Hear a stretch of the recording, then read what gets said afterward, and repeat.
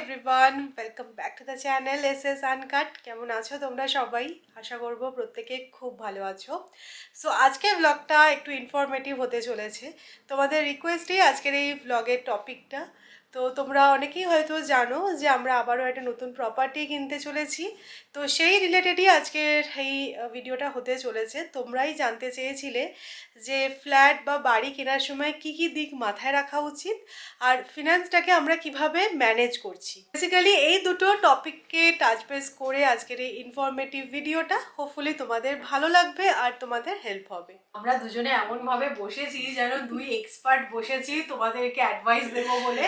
না, ফার্স্টে একটা ডিসক্লেমার দিয়ে দিই, দেখো আমরা কোনো ফাইন্যান্স গুরু নয়, তো তোমাদের কোনো ফ্ল্যাশি অ্যাডভাইস দেবো না, যেরকমটা জেনারেলি ইনফ্লুয়েন্সাররা বলে থাকে যে প্রপার্টি কেনা একদম বাজে ইনভেস্টমেন্ট, তার থেকে রেন্টে থাকা বেটার, আর সেই ডাউন পেমেন্টের টাকাটা SWP বা SIP করা বেটার। তার কারণ হচ্ছে কি, আমরা দুজনেই হচ্ছে কি সেলফ মেড, তো আমাদের কোনো অ্যানসেস্টার নেই যে কিনা 15 বছর আগে শেয়ারে 15 লাখ টাকা লাগিয়ে রেখেছিল, এখন সেই টাকায় বড়লোক হয়ে গেছে।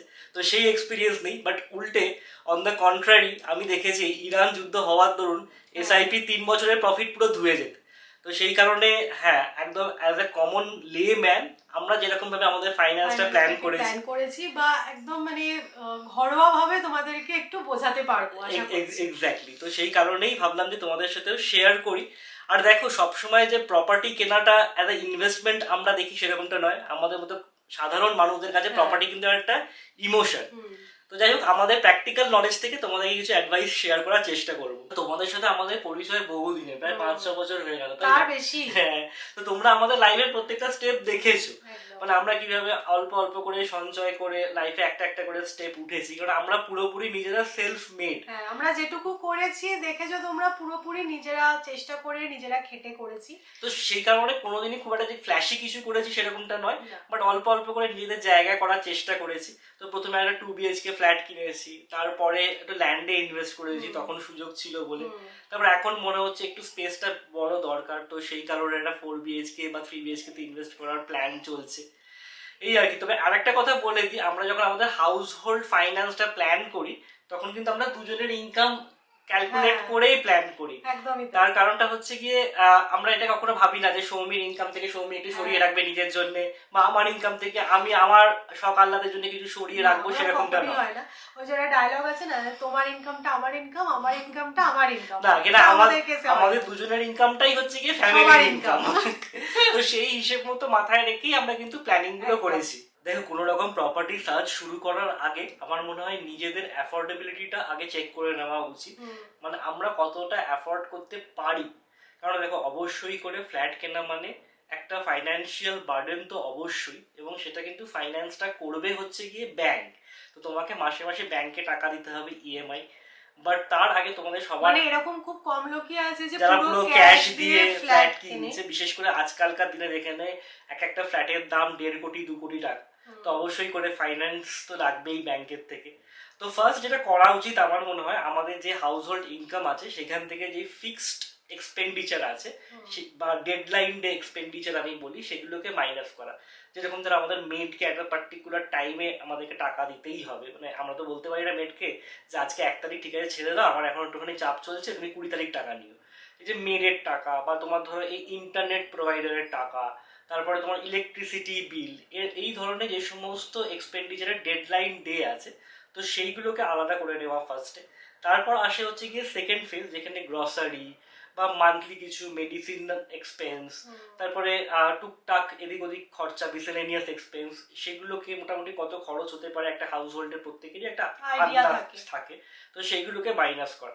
তো এটা হচ্ছে গিয়ে ওভারঅল আমাদের টোটাল এক্সপেন্ডিচার হয়ে গেল, যেগুলো কিনা কোনোভাবে কাটল করা যায় না। আজকে তুমি বলতে পারো না যে ঠিক আছে এখন একটু অসুবিধা চলছে যে একটু ভাতটা কম খাও, বাট এরকম তো হয় না।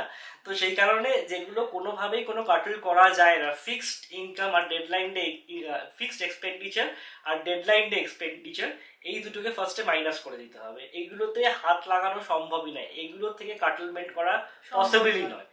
তো তারপর আসে কিছু লেজার এক্সপেন্স, যেগুলো সাধারণত মানে for the person between age 30 to 40 হয়েই যায়। এক হচ্ছে গিয়ে বাইরে খাওয়া দাওয়া করা, এটা আজকালকার আমাদের জেনারেশনে প্রচন্ড রকম হয়। এটা ফ্যাশনও হয়ে গেছে হ্যাঁ, বলা যেতে পারে। মানে আজকে কি খাবো, চো বাইরে থেকে কিছু অর্ডার করে দিই আজকাল। আর এত সুন্দর সুন্দর ক্যাফে রেস্টুরেন্ট হয়ে গেছে, তখন মনে হয় যাই গিয়ে মানে আইদার ডাইন ইন বা টেক অ্যাওয়ে, মানে দুটো ভাবেই কিন্তু আমাদের এই বাইরে খাওয়ারের প্রচুর এক্সপেন্স হয়। ইনিশিয়ালি মনে হয় যে টাকাটা তো এমন কিছু নয়, 1000 টাকা বা 800 টাকা, কিন্তু ওটা তুমি যদি এন্ড অফ দ্য মান্থ গিয়ে হিসেব করো না, ওটা দেখবে অনেকটা টাকা হয়ে যায়। তো ওইটা কিন্তু ভ্যারিয়েবল, মানে এটা চাইলে তুমি কমাতে পারো। দেখো, যে কোনো প্রপার্টি কিনতে গেলে এটা কিন্তু একদিনে হয় না, একটা দীর্ঘদিনের প্ল্যানিং প্রয়োজন। মানে ধরো আমরা যখন এই ফ্ল্যাটটা ইনভেস্ট করেছিলাম 2 বিএইচকে ফ্ল্যাট, আমাদের তখন এজটা অনেক কম ছিল, আমাদের কাছে ফিনান্স সেরকম ছিলই না, আর আমরা এটাই অ্যাফোর্ড করতে পেরেছিলাম। তো সেই কারণে আমরা জানতামই কোথাও গিয়ে যে এই ফ্ল্যাটটাতে তো লং টার্মে হবে না, আমাদেরকে আপগ্রেড করতেও হবে। তো সেই কারণে ফ্ল্যাটটা কিনে যে আমরা দু হাতে খরচ করেছি সেরকমটা নয় না, আমরা বহু দিন থেকে সেভিংস করে করে, ইভেন আমরা আজ থেকে 2 বছর আগে ফ্ল্যাট কেনার জন্য মাঠে নেমেও ছিলাম। সেই সময় আমাদের মনে হচ্ছিল যে উই আর নট রেডি, আমরা পিছিয়ে আসছি, তারপর আবার কিছুদিন ওয়েট করি। দেখো, মেইন যেটা প্রয়োজন সেটা হচ্ছে কি একটা ভালো মতো পুঁজি লাগে ফর দ্য ডাউন পেমেন্ট। মানে একটা যদি ফ্ল্যাটের দাম 1 কোটি হয়, ব্যাংক তোমাকে হয়তো 70 লাখ টাকা লোন দেবে, কেননা যে অ্যামাউন্ট আর কি প্রপার্টির ভ্যালুর হয় তার 80% বা 85% ব্যাংক লোন দেয়, কিন্তু তার উপরেও স্ট্যাম্প ডিউটি, রেজিস্ট্রেশন, জিএসটি, ইন্টিরিয়ারে কত তুমি ছেড়েই দিলাম। বাট 1 কোটি টাকার ফ্ল্যাট হলে কিন্তু ব্যাংক তোমাকে 70 লাখ টাকাই দেবে, বা ম্যাক্সিমাম 75 লাখ টাকা দেবে। আর আমি তো বলবো সেটাও একটু যদি কম করতে পারো তাতে তো কোনো অসুবিধা নেই। তো এই ডাউন পেমেন্টের টাকাটা জোগাড় করা হচ্ছে গিয়ে সবচেয়ে বড় টাফ। তো সেই কারণে বিভিন্ন প্রসেস আছে, বিভিন্ন টুলস আছে যেটা দিয়ে তোমরা এই টাকাটা আস্তে আস্তে করে সঞ্চয় করতে পারো over the period of maybe 4 years 5 years. SIP করতে পারো, তারপরে রেকারিং ডিপোজিট করতে পারো। কিছু কিছু সময় গোল্ড ভালো রিটার্ন দিয়েছে, তো গোল্ডে ইনভেস্ট করা থাকলে সেটা ভালো রিটার্ন দেয়। গোল্ড আমি বলছি না যে সোনার গয়না, বাট গোল্ড কয়েন্স বা বার্স বা গোল্ড বন্ডস, ইটিএফ বন্ডস যেগুলো ছিল। আমার মনে হয় মানে সোনার গয়না কেনা খুব বাজে, মানে ওটা ইনভেস্টমেন্ট হতে পারে না, কারণ মেকিং চার্জ দিচ্ছ, ট্যাক্স দিচ্ছ, 20% মেকিং চার্জ দিয়ে ওটা সোনার গয়নাটা কখনো ইনভেস্টমেন্ট পারপাসে সেটা হয় না। তো যাই হোক, তো এইভাবে নিজেদেরকে প্রথমে ভাবতে হবে যে আমাদের কত টাকা ডাউন পেমেন্ট লাগতে পারে। প্রথমে অ্যাফোর্ডেবিলিটি চেক করতে হবে। অ্যাফোর্ডেবিলিটি চেক করার পরেই তোমরা বুঝতে পারবে যে কতটা ডাউন পেমেন্ট করতে হবে, এবং ডাউন পেমেন্টটা কি করে আস্তে আস্তে করে সঞ্চয় করা যেতে পারে সেটা বিভিন্নভাবে ভাবতে হবে। তবে এটাও আমি বলবো, ডাউন পেমেন্টটা তুমি যদি ভাবো যে ঠিক আছে আমার হাতে এখন 10 বছর সময় আছে, 10 বছরে আমি এই ডাউন পেমেন্টটা করবো, তখন কিন্তু মার্কেট রেট বেড়ে যাবে, তখন তোমার ওই ডাউন পেমেন্টটা দিয়ে কিন্তু তুমি আর মানে আজকে ধরো ভেবে রাখলে আমাকে 25 লাখ টাকা আমাকে জোগাড় করতে হবে, ডাউন দ্য লাইন আমি হয়তো 5 বছরে ফ্ল্যাট কিনবো বলে, কিন্তু 5 বছরে কিন্তু এই 25 লাখ টাকাটা ডাউন পেমেন্ট থাকবে না, কিন্তু 5% 6% যদি ইনফ্লেশন ধরে নিই, ওটা আস্তে আস্তে কি হয়তো 28 লাখ 30 লাখ হয়ে যায়। মানে ফাইন্যান্সিয়াল প্ল্যানিংটা কিন্তু এই লেভেলে গিয়ে করতে হবে। দেখো, আমার মতো লোক যারা খুব একটা মার্কেট সম্পর্কে ওয়াকিবহাল নয়, তো আমাদের কাছে SIP is the safest option. But যারা তোমরা শেয়ার মার্কেট নিয়ে বেশি ঘাটাঘাটি করো, তারা শেয়ারেও ইনভেস্ট করতে পারো, আছে শেয়ার মার্কেট নিয়ে, তারা শেয়ার মার্কেটেও কিন্তু ইনভেস্ট করতে পারো। আর এই যে টেনিওর, যখন তুমি তোমার ডাউন পেমেন্টটাকে আস্তে আস্তে সঞ্চয় করছো, সেই সময় কিন্তু মাথায় রাখতে হবে তোমার ক্রেডিট স্কোরটা যেন খুব ভালো থাকে। মানে আমাদের কখনো কখনো মনে হয় ঠিক আছে ওই ক্রেডিট কার্ডের বিলটা 1 মাস তো মিস হয়ে গেল, কি হয়েছে, বাট একটা হয়তো আমরা ফ্রিজ কিনতে গিয়ে লোন নিয়েছিলাম, সেখানে হয়তো একবার মিস হয়ে গেছে, তাতে কি হয়েছে। বাট এগুলো কিন্তু আলটিমেটলি ক্রেডিট স্কোরে গিয়ে এফেক্ট করে। আর সেটাতে কি হয়, যখন তুমি ব্যাংকের থেকে বড় অ্যামাউন্টের লোন নেবে তখন রেট অফ ইন্টারেস্টটা অনেকটা বেড়ে যায়। আর একটা বলবো, মানে যতই তুমি ইনভেস্ট বা তুমি সঞ্চয় তখনই করতে পারবে যখন তুমি তোমার এক্সপেন্সটাকে কমাবে, আস্তে আস্তে কমাবে। এবার আমাদের কেসে মনে হয় যে আমরা যখন এই ফ্ল্যাটটা নিয়েছিলাম, আমরা তখন থাকতাম ইউকেতে, সেই সময় ওখান থেকে না বহু জায়গায় সবাই ঘুরতে যেত। আমরা বিয়ের 2 বছর পর প্রচুর ঘুরেছিলাম, মানে প্রায় 8-10টা দেশ ঘুরে নিয়েছিলাম। বাট তারপরে 1 বছর 1.5 বছর আমরা কোথাও যাইনি, কোথাও না। মানে কোথাও গিয়ে নিজেদেরকেও একটু রাশ টানতে হবে, এবং তুমি জানো যে তুমি কোথায় রাশটা ঠিক টানতে পারবে। আর এটা কিন্তু আমি বলছি একদম আমাদের মতো মধ্যবিত্ত সাধারণ মানুষদের কথা। এটা যারা হয়তো মানে ফাইন্যান্সিয়াল ব্র্যাকেটের আপার সেকশন আছে তাদের কাছে ইররিলেভেন্ট মনে হতেই পারে, বাট আমাদের মতো সাধারণ মানুষদের জন্য কিন্তু এই ছোট ছোট স্যাক্রিফাইস গুলো করতেই লাগে। এবার আসি ফাইনাল পার্টে। ফ্ল্যাট কেনা হয়ে গেল মানেই কিন্তু ইনভেস্টমেন্ট স্টপ হয়ে গেল, কারণ এতদিন ধরে ইনভেস্ট করেছি, এই ফার্স্ট্রেশনটা আসে যে অল্প অল্প করে টাকা জমিয়েছি ডাউন পেমেন্টের জন্য, সমস্ত রকম স্যাক্রিফাইস করেছি, এবার ফ্ল্যাট হয়ে গেছে মানে আমাদের একদম দুহাত খোলা। ব্যাপারটা কিন্তু সেরকমটা নয়। ফ্ল্যাট হচ্ছে গিয়ে একটা অ্যাসেট, সেটা হয়ে যাওয়ার পরেও কিন্তু ইনভেস্টমেন্ট অবশ্যই চালিয়ে যাওয়া উচিত। কারণ চাইল্ডস এডুকেশন যেভাবে মানে এডুকেশনের জন্য পয়সা বা খরচ বাড়ছে, মানে আজ থেকে 10-15 বছর পরে কি হবে সেটা আমরা কেউ জানি না। আজকালকার দিনে আমরা যারা প্রাইভেট ফার্মে চাকরি করি বা যারা সরকারি জায়গাতেও আছে, তাদের তো আর রিটায়ারমেন্ট কোনো পেনশন নেই, তো একটা রিটায়ারমেন্ট ফান্ড আস্তে আস্তে করে বিল্ড করা উচিত, একটা এমার্জেন্সি ফান্ড রাখা উচিত। আর একটা রাখা উচিত হেলথ কেয়ারের জন্য, কারণ আস্তে আস্তে বয়স বাড়ছে, কখন কি এমার্জেন্সি আসে হেলথের দিক থেকে সেটাও জানা নেই। আমি তো বলবো ফ্ল্যাটে ইনভেস্ট করার আগে এইগুলো কিন্তু আস্তে আস্তে করে সরিয়ে রাখা উচিত অল্প অল্প করে। কারণ একটা দেখবে ফ্ল্যাট কেনার পরে না হাতটা একটু খালি হয়েই যায়, তাই জন্য এইগুলো যদি তখনও মাথায় হেডেক থেকে যায় সেটা ডিফিকাল্ট। আমার মনে হয় সেইগুলোকে আগে সিকিউর করা উচিত, তারপরে বাড়ি কেনা প্রপার্টিতে ইনভেস্ট করাটা নিজের অ্যাফোর্ডেবিলিটিটা ডিসাইড করা উচিত। তো যাই হোক, লাস্টে একটাই কথা বলবো এই ফিনান্সের দিক থেকে, যে ফ্ল্যাটটা যেন কখনোই তোমার এরকম না মনে হয় যে একটা ফাইন্যান্সিয়াল বার্ডেন এসে গেল। ফ্ল্যাট হচ্ছে কি একটা অ্যাসেট, নিজেরা এনজয় করবে, থাকবে, মজা করবে, সাজাবে, বাট সবসময় যদি ব্যাক অফ দ্য মাইন্ড মনে হয় যে একটা ফাইন্যান্সিয়াল বার্ডেন, তাহলে কিন্তু সেটা তোমরা এনজয় করতে পারবে না। আর সেই কারণেই দরকার হচ্ছে কি একটা দীর্ঘমেয়াদী প্ল্যানিং এর। এবার আসি ইন্টারেস্টিং পার্টে। তোমরা অনেকেই জিজ্ঞাসা করেছো যে তোমরা কি কি ক্রাইটেরিয়া রেখেছো ফ্ল্যাট কেনার জন্য।